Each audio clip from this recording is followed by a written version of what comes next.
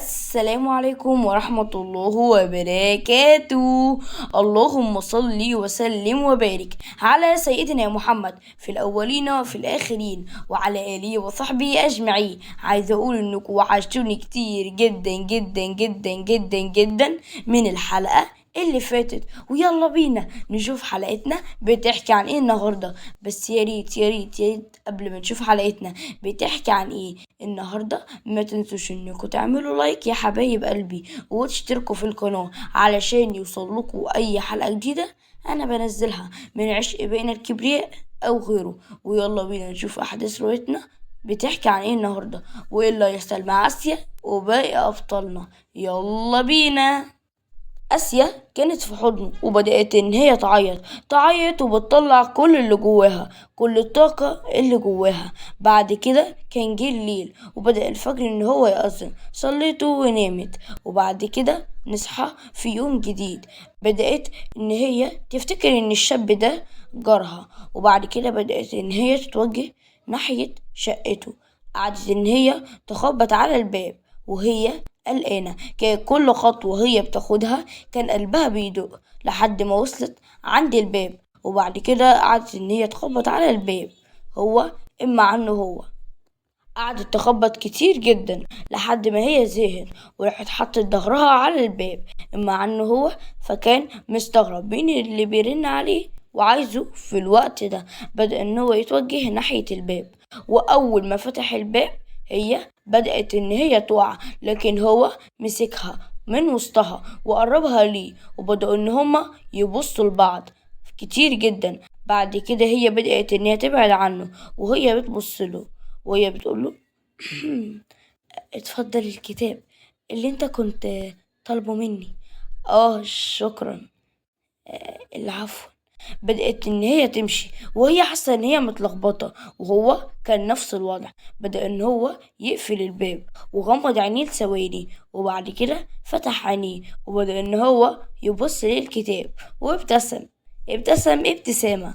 نروح عندها هي اللي كانت ماشية ومستغربة نفسها جدا، هي ليه كده قدامه؟ ليه أصلا هي ضعيفة قدامه؟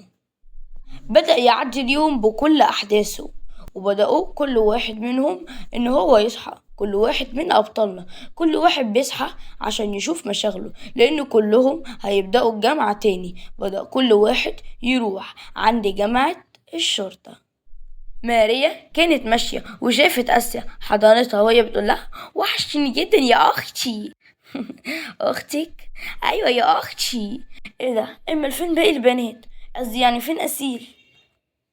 مش عارفة، مش عارفة هي راحت فين. اخصى عليكي اهي. ازيك يا أسيل، عاملة ايه يا حبيبتي؟ أنا كويسة يا قلبي، يا رب دايما. وحضنتها. وحشتني قوي والله، وانتي كمان. بقى ما ناخدش ارقام بعض؟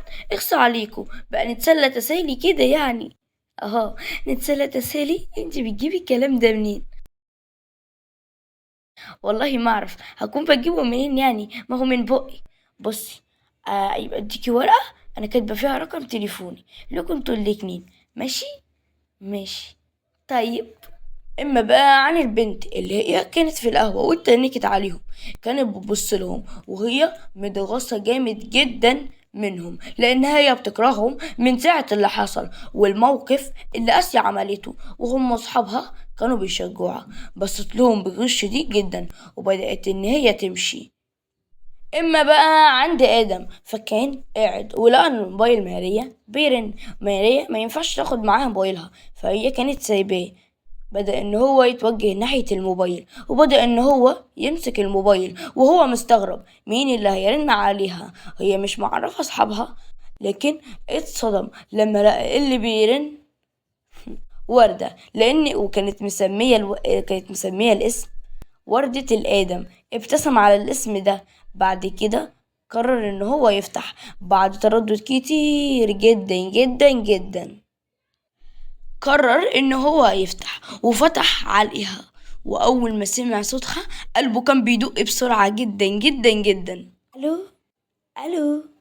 كان بدأ ان هو يبتسم جامد جدا. بعد كده بدأ ان هو يرد عليها بسرعة معنا هي. فاول ما سمعت صوته الموبايل وقع من ايديها وابتسمت ابتسمت وكانت هتنط من الفرحة. بدأت إن هي تمد وتاخد الموبايل وهي بتقول: ألو، ألو، آه فين ماريا؟